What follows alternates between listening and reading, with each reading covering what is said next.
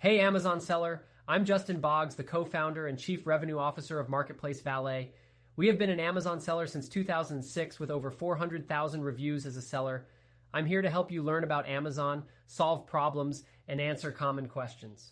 Today's video is about how to remove inventory from FBA. Let's get into it.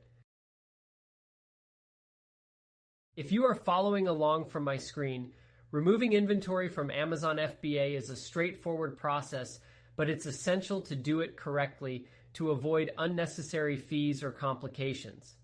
If you have products that aren't selling as expected or you need to clear out old inventory, here's how you can remove them. First, log into your Seller Central account. Head over to the Manage FBA Inventory page. Here you'll see a list of all your products. Identify the products you want to remove and then click on the Action drop-down menu next to those items. Select Create Removal Order. You'll then be prompted to choose how you want to handle the removal. You can either have the inventory returned to you or disposed of by Amazon. Make your selection based on your needs.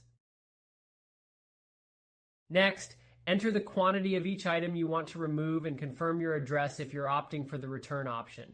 Once everything is set, click Review to double-check your removal order details. If everything looks good, hit Confirm to finalize the order. Amazon will then process your removal request, and you can monitor its status in the Removal Orders section of Seller Central. Keep in mind that there may be fees associated with removing inventory, depending on the option you choose. That's it. With these simple steps, you can efficiently manage and remove inventory from Amazon FBA, helping you to optimize your stock levels and reduce costs. If you have any questions, feel free to check us out at marketplacevalet.com. Like and follow us for more helpful Amazon content. Thanks for watching this video.